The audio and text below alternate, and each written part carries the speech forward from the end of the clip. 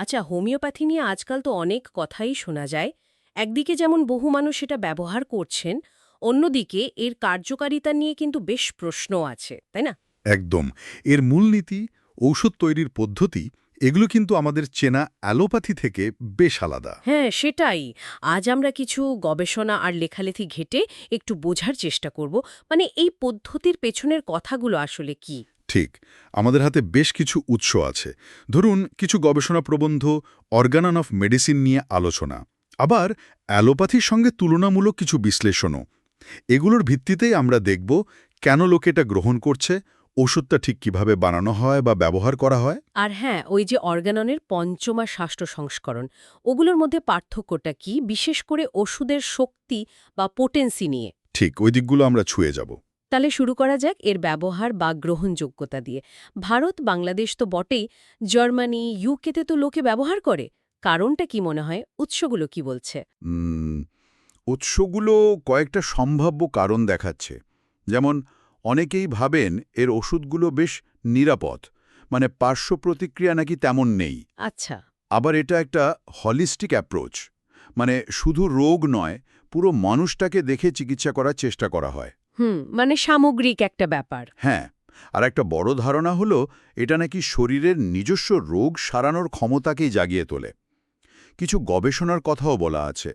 ধরুন homeopathy research institute বা HRI সূত্রে, যেখানে বাচ্চাদের ডায়রিয়া বা অ্যালার্জিতে নাকি কিছু পজিটিভ রেজাল্ট দেখা গেছে। তবে এগুলো নিয়ে বিতর্কও আছে। কিন্তু এত লোকজন ব্যবহার করলেও বিতর্কটা ঠিক কোথায় হচ্ছে, বিশেষ করে বিজ্ঞানের দিক থেকে যদি দেখি?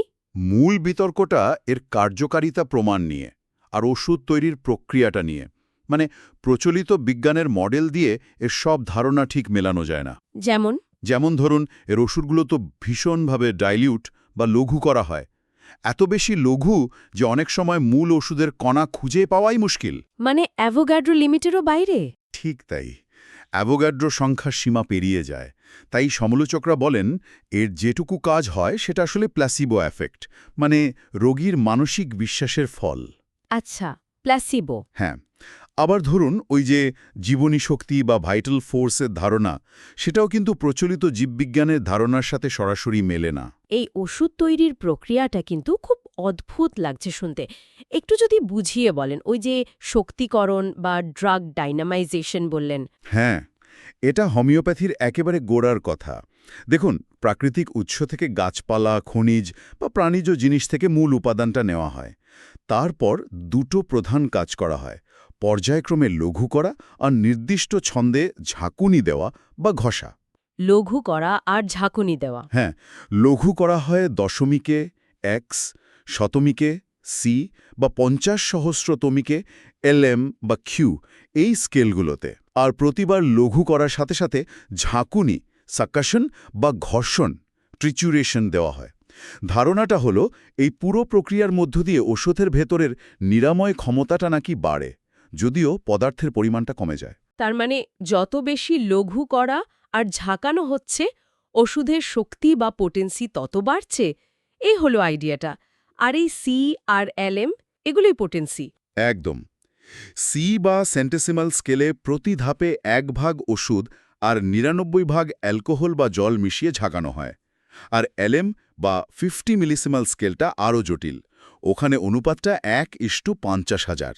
ও, অনেক বেশি ডাইলিউশন। হ্যাঁ, হ্যানিমাম তার শেষের দিকে এই LM পোটেন্সি তৈরি করেন, আর চিকিৎসার সময় খুব অল্প মাত্রায় ওষুধ দেওয়ার উপর জোর দেওয়া হয়। মানে মিনিমাম ডোজ, যতটুকু দরকার ঠিক ততটুকুই। এসব নিয়মকানুন, দর্শন, এর ভিত্তি তো নিশ্চয়ই ওই বিখ্যাত বইটা, হ্যানিম্যানের অর্গানন অফ মেডিসিন। এর মূল কথাগুলো কি কি? ঠিক। অর্গ্যাননই হল এর গাইডলাইন। সবচেয়ে জরুরি নীতি হল সিমিলিয়া সিমিলিবাস কিউরেন্টার, মানে সদৃশ বিধান। সদৃশ বিধান মানে? মানে যে ওষুধ সুস্থ শরীরে যে লক্ষণ তৈরি করে, অসুস্থ শরীরে সেই একই রকম লক্ষণ সারিয়েও তুলতে পারে, এই ধারণা। এছাড়াও আছে জীবনী শক্তি বা ভাইটাল ফোর্সের ধারণা, যা শরীরকে চালায়, সুস্থ রাখে। আর ইন্ডিভিজুয়ালাইজেশন বা স্বাতন্ত্র্য বিধান, মানে প্রত্যেক রোগীর জন্য আলাদা বিচার করে ওষুধ দেওয়া। একদম। রোগীর শারীরিক, মানসিক সব বৈশিষ্ট্য দেখে ওষুধ নির্বাচন করা হয়। আচ্ছা, অর্গেননের তো কয়েকটা সংস্করণ আছে, তাই না? পঞ্চম আর ষষ্ঠ সংস্করণের মধ্যে মূল তফাৎটা কি, বিশেষ করে ওষুধ দেওয়ার নিয়মে কি কোনো বদল এসেছিল? হ্যাঁ, ঠিক ধরেছেন। সবচেয়ে বড় বদল হল ষষ্ঠ সংস্করণে এলএম পোটেন্সির ব্যবহার শুরু হওয়া আর ওষুধ রিপিট করার বা পুনরাবৃত্তি করার নিয়মে বদল আসা। এলএম পোটেন্সি, যেটা একটু আগে বলছিলেন। হ্যাঁ, পঞ্চম সংস্করণে মূলত সি পোটেন্সি ব্যবহার হতো আর ওষুধ খুব ঘন ঘন রিপিট করা হতো না। ষষ্ঠ সংস্করণে হ্যানিম্যান এলএম পোটেন্সি ব্যবহারের কথা বললেন, যেটা দরকার পড়লে অল্প মাত্রায় এমনকি রোজও দেয়া যেতে পারে। এর কারণ কি? মানে এই বদলের উদ্দেশ্য কি ছিল? একটা বড় কারণ ছিল, চিকিৎসার শুরুতে অনেক সময় রোগীর কষ্ট বাড়ে, যাকে বলে হোমিওপ্যাথিক অ্যাগ্রাভেশন। ও, অ্যাগ্রোভেশন, মানে লক্ষণ বেড়ে যাওয়া। হ্যাঁ, সঠিক ওষুধ পড়ার পর সাময়িকভাবে লক্ষণগুলো একটু বেড়ে যেতে পারে। ষষ্ঠ সংস্করণে এলএম পোটেন্সি আর তার প্রয়োগবিধি দিয়ে এই অ্যাগ্রাভেশন কমানো বা নিয়ন্ত্রণ করার চেষ্টা করা হয়েছিল, যাতে রোগীর কষ্ট কম হয়। ইন্টারেস্টিং। আচ্ছা, মায়াজম তত্ত্ব বলেও তো একটা কথা শোনা যায়। উৎসগুলোতে কি এর উল্লেখ আছে? হ্যাঁ, আছে। মায়াজম হলো হ্যানিম্যানের আরেকটা তত্ত্ব, মানে ক্রনিক বা পুরনো রোগের মূল কারণ ব্যাখ্যা করার জন্য উনি এটা এনেছিলেন। উনি মূলত 3টে মায়াজমের কথা বলেন: সোরা, সাইকোসিস আর সিফিলিস। এগুলোকে উনি বংশগত বা অর্জিত একটা প্রবণতা হিসাবে দেখেছেন, যা থেকে নানা রোগ হয়। একটু উদাহরণ দেবেন? ধরুন, সোরাকে উনি বলতেন সব রোগের মূল। এটা মূলত অভাবজনিত সমস্যা, যেমন চুলকানি বা চামড়ার রোগ। সাইকোসিস হলো অতিরিক্ত বৃদ্ধি, যেমন আঁচিল বা টিউমার। আর সিফিলিস হলো ক্ষয় বা ধ্বংসাত্মক ব্যাপার, যেমন আলসার বা হাড়ের সমস্যা। রোগীর পুরো ছবিটা বুঝতে মায়াজেমের বিচারও করা হয়। বেশ গভীর আলোচনা হলো কিন্তু।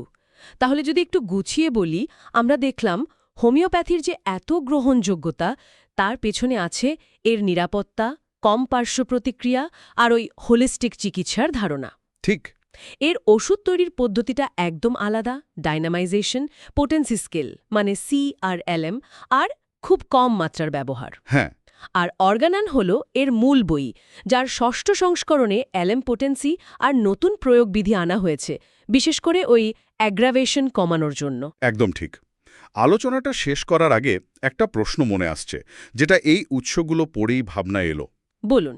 যেহেতু হোমিওপ্যাথির কার্যকারিতা, এর ওষুধ তৈরির ভিত্তি, মানে ওই অতি লঘুমাত্রা, জীবনী শক্তি, মায়াজম, এগুলো প্রচলিত বিজ্ঞানের ব্যাখ্যার সাথে সবসময় মিলছে না, তাই প্রশ্নটা হলো, এই যে কিছু নতুন গবেষণার কথা শোনা যাচ্ছে, যেমন ন্যানো পার্টিকেল বা ওয়াটার মেমোরি বা জলের স্মৃতি সংক্রান্ত ধারণা, এগুলো কি ভবিষ্যতে হোমিওপ্যাথির কাজ করার ধরনটা বুঝতে বা মানে প্রচলিত চিকিৎসার জগতে এর জায়গাটা কোথায় হবে সেটা বোঝাতে কোনো সাহায্য করতে পারে?